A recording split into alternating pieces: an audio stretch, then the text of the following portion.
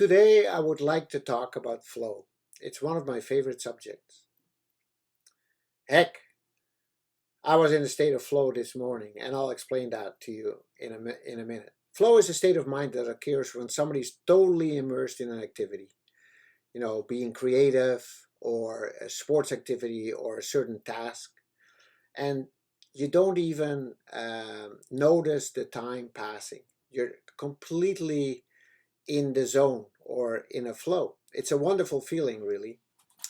I was in a state of flow this morning while I was making crepes in three different pans simultaneously, while I was also emptying the dishwasher and putting the stuff away and setting the table and make it look nice for our breakfast. And I was in that kind of state of flow. I had to be completely focused to make sure that none of the crepes were burning, and I was doing a good job not breaking anything on my other tasks. So that's really what flow is about. In sports or in learning, we call it the learning zone. So in the learning zone, you can do it with a little bit of help. We call it the sweet spot. So it is challenging. It's challenging enough to really give it attention, but it's not too challenging. If it's too challenging, we sit more in what we call the frustration zone. I can't do it. I can't do it yet. Maybe later, but right now, I'm just getting frustrated. Now, if we go the other way, if it's too easy, if we are in our comfort zone, then we get bored. So for us as coaches, it's important to understand these concepts. So the learning zone is what we call the sweet spot, or being in the zone. And we want to be there as often as possible.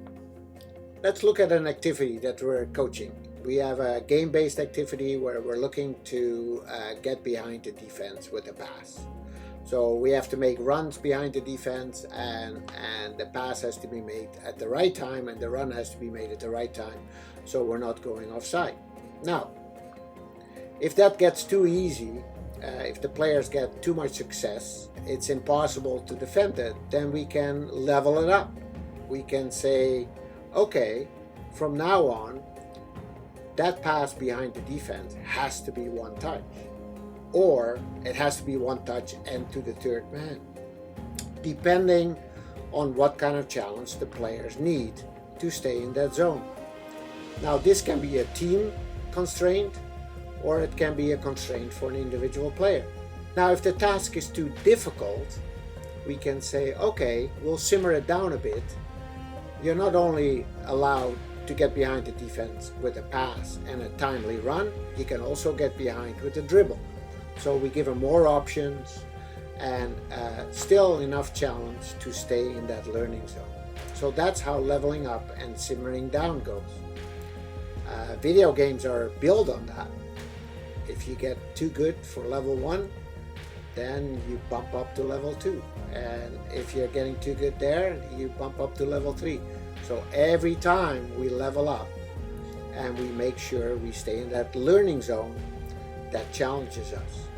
Csikszentmihalyi, who wrote and researched a lot about flow, makes the connection between joy in life and the experiencing of flow states. He suggests that the more we can get into flow states, the richer our lives become, leading to more happiness, to more joy, which we want to spread when we're coaching. We want to spread that joy, because otherwise, why do it? Kids need to love it, what we're doing. We as coaches need to love it. It's a good example and a good reason to apply to our coaching practices. Joy is not just laughter, even though laughter may come from joy. That's what Csikszentmihalyi concluded. So, to summarize, flow leads to deep immersion, focus, intrinsic motivation, and joy. And the intrinsic motivation is an important part as well. And what a lesson to learn for young people through sports experiences.